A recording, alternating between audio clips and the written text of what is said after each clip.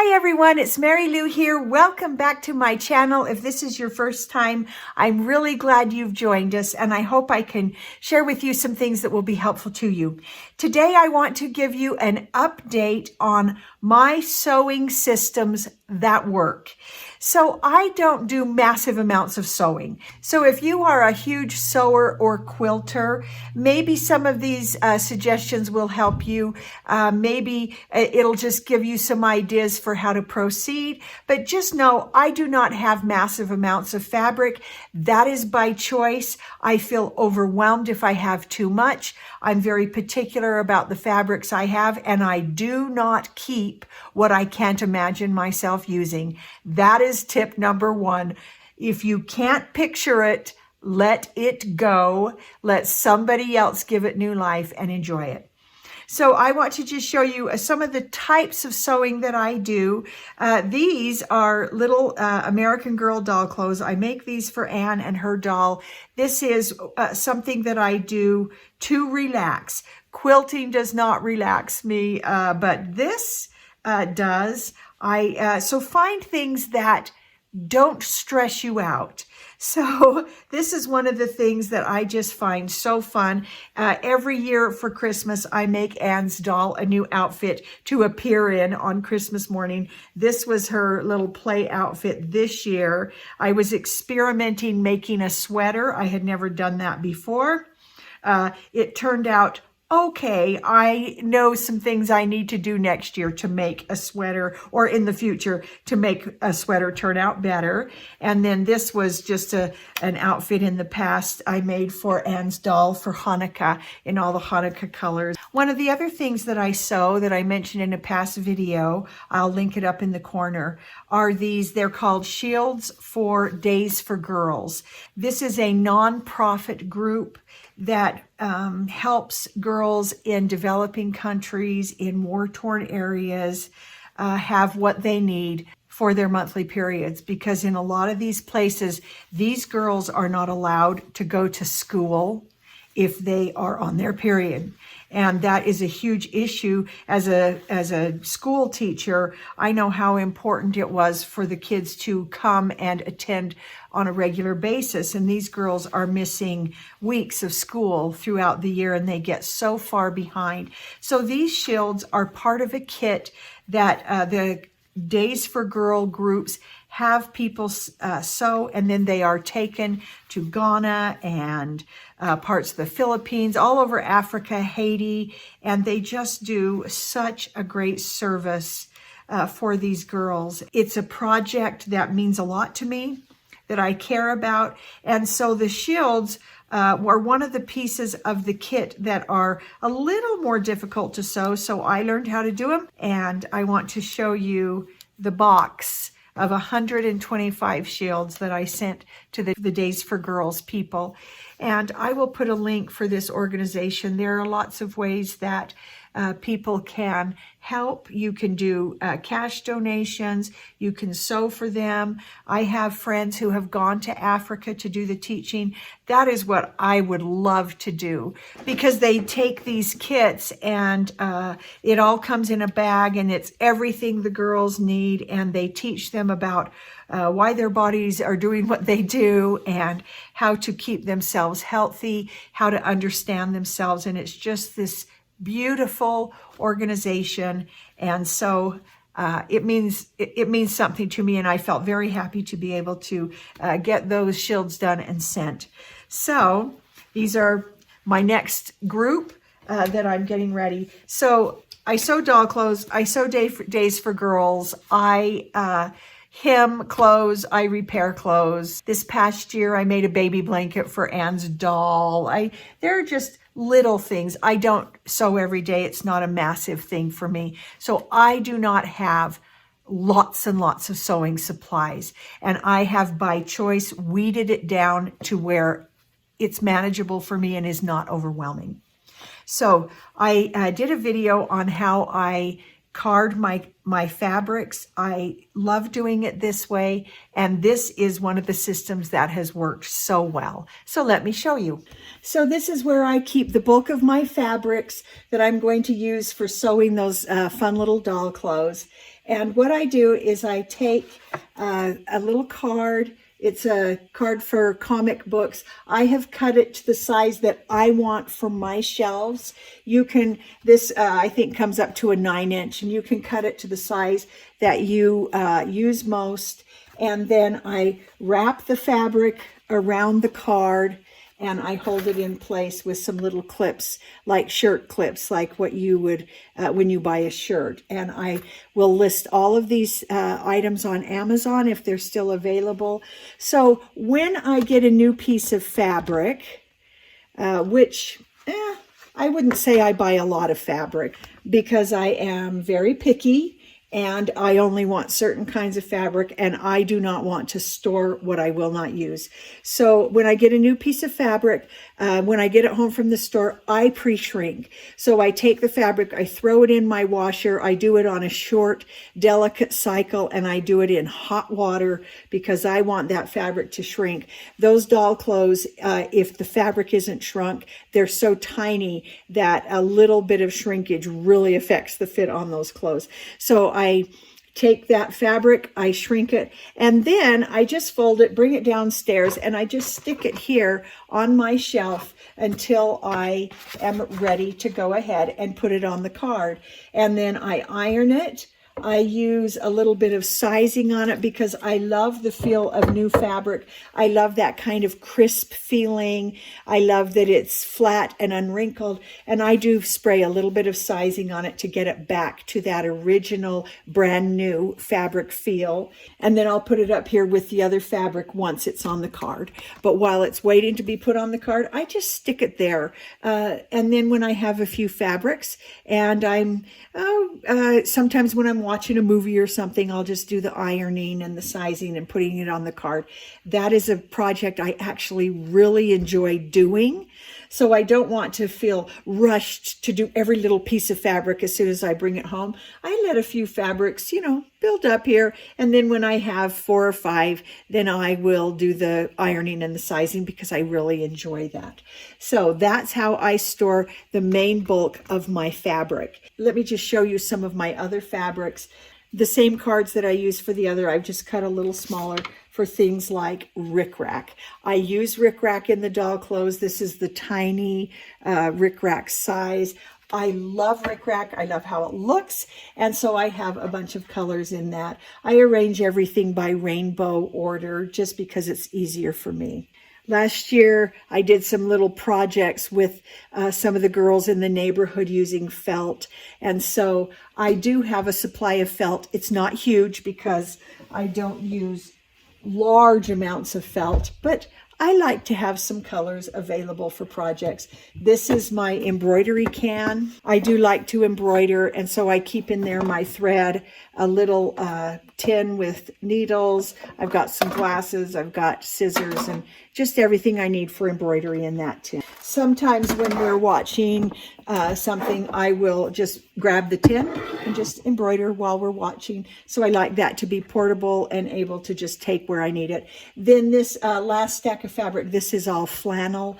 I enjoy making pajamas for Anne's doll, and so that's all the flannel that I own. And so I am pretty picky about the fabric I will store.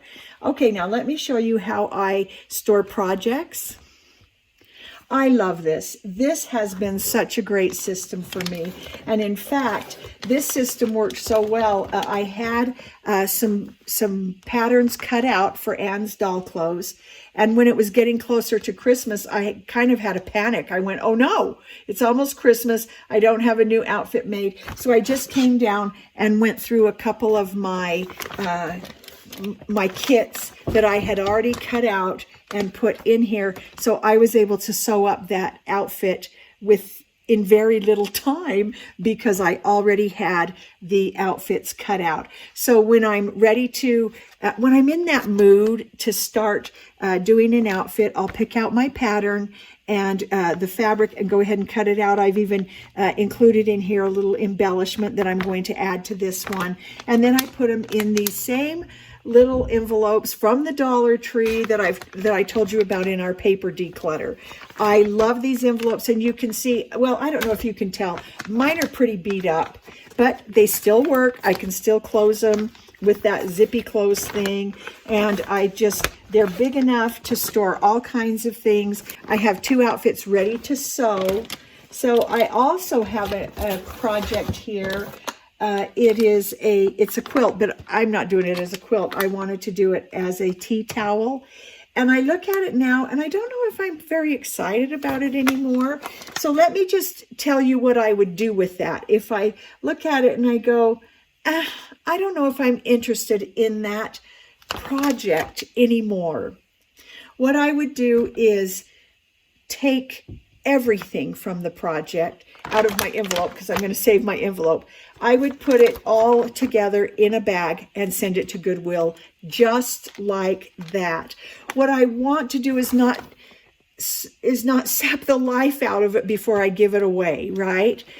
Somebody will show up at Goodwill and go, oh, wow, there is an entire kit with everything I need in it to complete that, and I would send that to Goodwill. Now, I know some of you may go, wow, that is so wasteful, but it is also goodwill. If something no longer interests me, I don't want to take all the life and beauty out of it before I give it away. And so I have given away projects that I've started that are halfway there, and I just have this good feeling about, you know, someone is going to love that. And I actually picture someone coming into Goodwill, needing a project, wanting to do something, maybe not having a lot of money to buy all the parts, and they see that kit and they turn it into something amazing. Now, I don't know if that's what I'm going to do, but I just wanted to share with you that when you give it to Goodwill, give it with Goodwill and let it take on new life when you give it away. Now, I also have in here, I have all of my Pellon and, my fusibles are all there labeled, and I do keep those there. And I don't have massive amounts. I have what I will use before it stops working well, because fusibles do have an expiration, and so make sure you don't have so many that you'll never use them all. And then I have my some empty envelopes there ready for new projects, and then I also have some envelopes this size. My sewing area is right next to my paper crafting, so sometimes I'll grab some of these for paper crafting, because generally I need smaller envelopes for those. But they're just there ready, and that's where my projects go waiting for me. So put your projects all together in one envelope, and if you are no longer interested, please feel free to let it go and let someone else give it new life. Okay, so let's continue on with sewing systems that work. I keep my sewing machine in here when I'm not using it, so it's put away. It doesn't get dusty. For me, that's a good thing. You may want to leave your sewing machine out. That is perfectly fine. And then I just move it over to the table, and then I will leave it out during the days of that project. And then when I clean up whatever project, it goes back in here. So I have my sewing machine and my sewing scissors that I guard, that I guard carefully. You know all about that, how you don't want your sewing scissors to become paper scissors. But I keep those in here. The kids don't even think to look in there. And then I just have my irons in here as well, just because it's a good place to store them. And these are all things that move when they're ready to be used.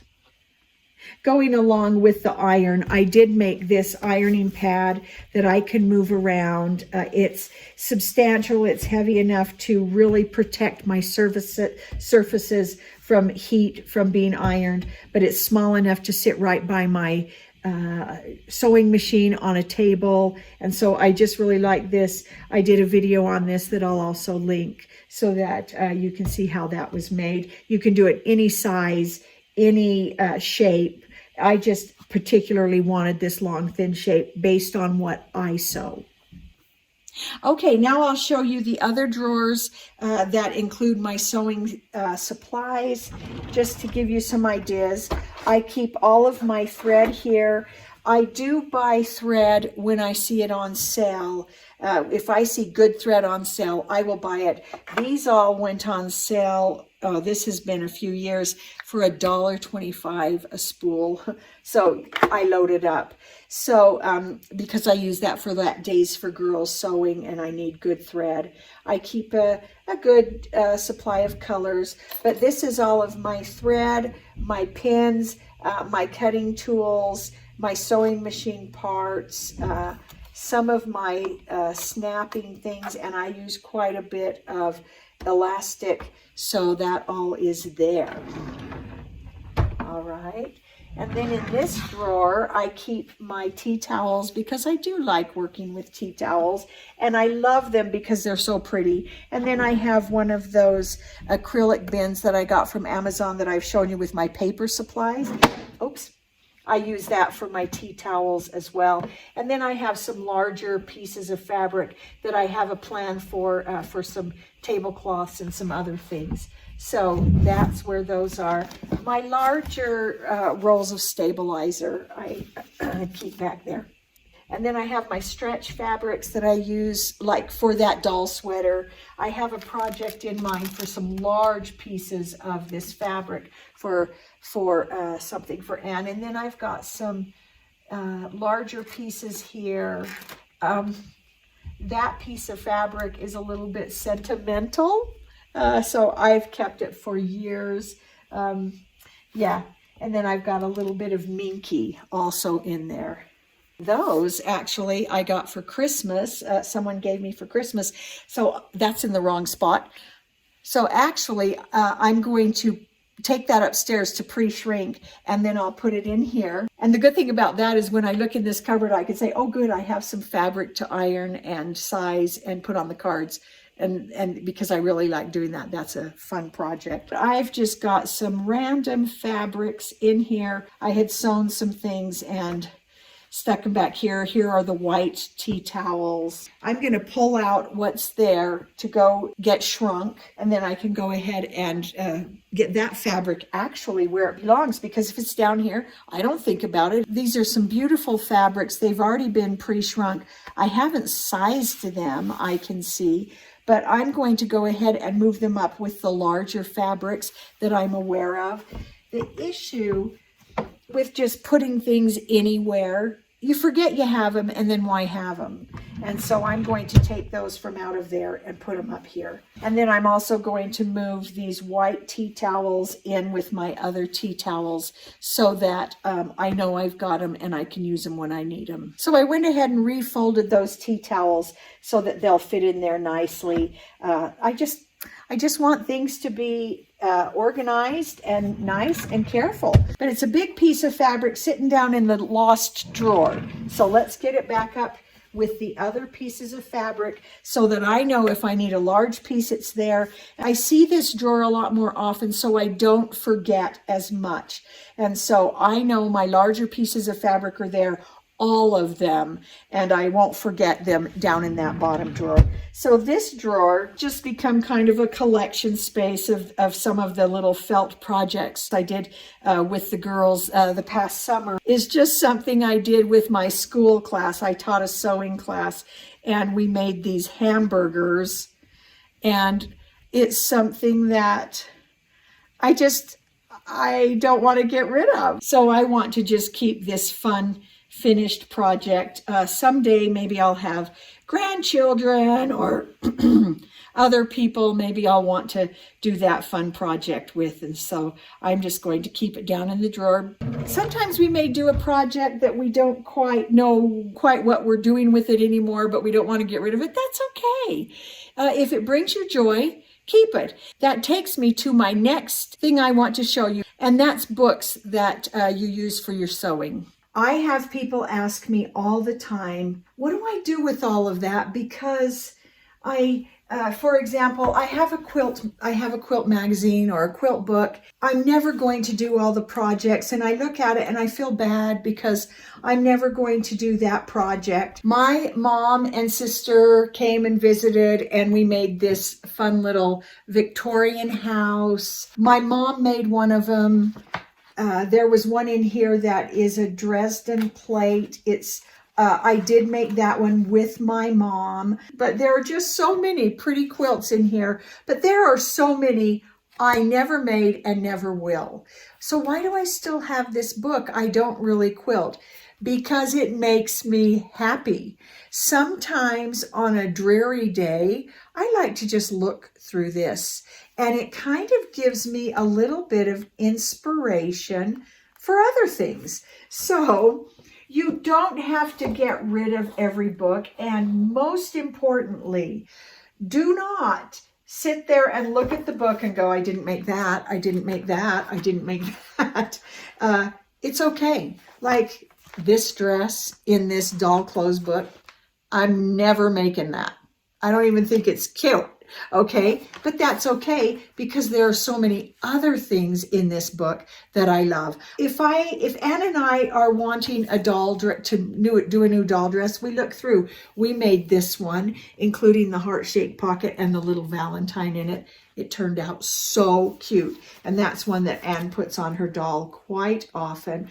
But I can look through this and go, oh, how cute. And all of a sudden, when I was in a little bit of the doldrums over creating, all of a sudden I have new ideas and I go, oh, now I'm feeling like creating. Don't ever let your books become oh man, I'm so lame. I haven't made any of those things. I have this magazine and I haven't made one thing from it. Oh well, if it inspires you and makes you happy and gives you something, if you want to curl up with that book or magazine on a rainy day and get inspired or just feel at peace and relax a little bit, it's worth keeping. If you are going through your books and all they do is cause you stress, go ahead and let go of them, because none of us need more stress. But if they inspire you and give you ideas and just give you a cozy, curl up on the couch, creative, relaxing time, keep them. All right, let me show you my last sewing drawer. This is the one I use the most, and it is vital to me that I keep it organized. These little organizers, some of them I got at Walmart, some of them I got at Costco when they had them. I watch for these. So I always keep this organized. Now, let me tell you, the number one reason I am able to keep all of my sewing stuff organized is because I purged like crazy. And I got down to only what I use. These little clips that go on your bobbin, one of my favorite finds. I got a bag of, I think, 50 of these on Amazon. And of course, if I can find them, I'll list them below. So these little clips have been just the best thing for corralling all those threads that come along with your bobbins. That bugs me. And so it keeps them all really neat and tidy. I gave several away because I knew I didn't need 50 of them. And then so I have just my main things that I use when I'm sewing, and I can pick this up and take it with me and set it right next to the sewing machine. I really like that. Now let me show you one system that doesn't work very well, and if you have ideas, please comment below and share what you think I ought to do. When we lived in Washington, I bought this at a yard sale. I am forever grateful to Nate and Carl for this because honestly, I love it. Okay, top drawer, pretty good.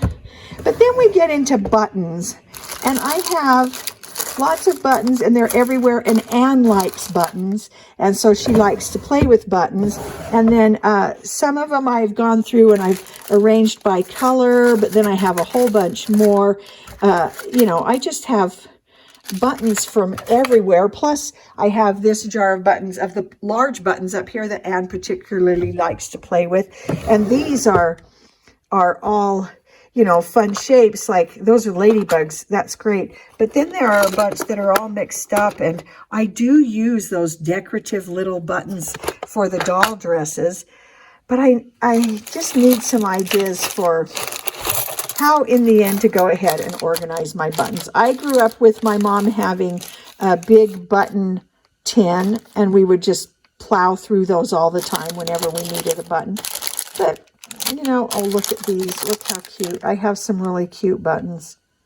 Okay, I'm not quite sure because I have so many, and I know I do need to have them. The ones that are organized by color, I do pretty well with, but then I've got all this other stuff, and any suggestions that you have would be great.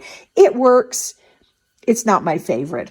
So we're done going through my sewing systems that work, and I just have to reiterate that the reason they work is because I have purged and gotten rid of what I don't use, and what is left is basically all that I use. So I have some jobs to do. I have some pre-shrinking, some ironing and sizing and getting things on cards, but those are things I love. So I hope these ideas might have helped you a little. I hope that you will go through your sewing systems, figure out what is it you actually do when you sew, what are you sewing for, and turn your supplies into what you actually use and need. Feel free to happily let go of what is burdening you and let someone else give that new life. And always remember that none of these things matter as much as people.